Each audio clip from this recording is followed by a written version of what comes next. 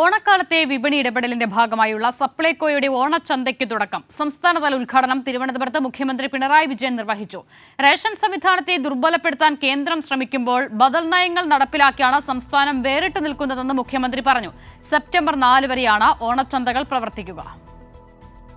ഓണക്കാലത്ത് വിപണിയിലുണ്ടാകുന്ന വിലക്കയറ്റം പിടിച്ചു നിർത്തുന്നതിനുള്ള സജീവമായ ഇടപെടലാണ് ഓണച്ചന്തയിലൂടെ സപ്ലൈകോ നടത്തുന്നത്.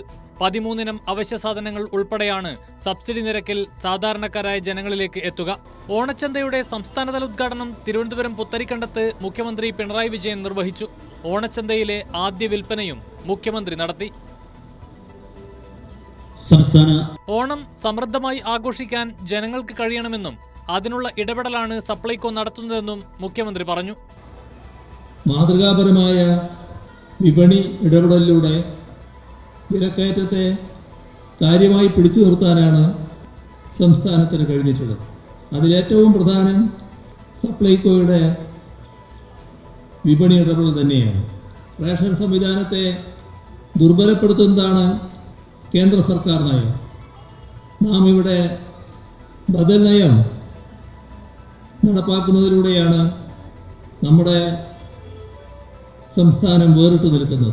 സംസ്ഥാനത്ത് റേഷൻ കടകളെ ആശ്രയിക്കുന്ന ആളുകളുടെ എണ്ണം വർദ്ധിക്കുന്നതായി ഭക്ഷ്യ സിവിൽ സപ്ലൈസ് വകുപ്പ് മന്ത്രി GR അനിൽ പറഞ്ഞു.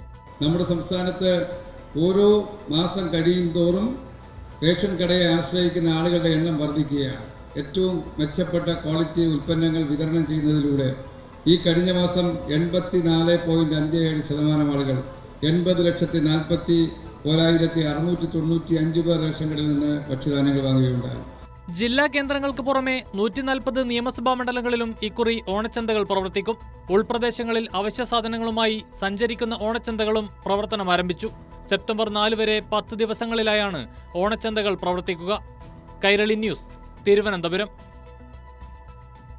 ഓണം പ്രമാണിച്ച് സർക്കാർ ജീവനക്കാർക്കും അധ്യാപകർക്കുമുള്ള ബോണസ് 500 രൂപ വർദ്ധിപ്പിച്ച് 4500 രൂപയാക്കി. ബോണസിന് അർഹതയില്ലാത്തവർക്കുള്ള പ്രത്യേക ഉത്സവ ഭത്ത 2750 രൂപയിൽ നിന്നും 3000 രൂപയാക്കി ഉയർത്തി നൽകുമെന്നും ധനകാര്യമന്ത്രി KN ബാലഗോപാൽ അറിയിച്ചു. 13 ലക്ഷത്തിലധികം വരുന്ന ജീവനക്കാരിലേക്കും തൊഴിലാളികൾക്കുമാണ് ഓണം പ്രമാണിച്ചുള്ള പ്രത്യേക സഹായം എത്തുക.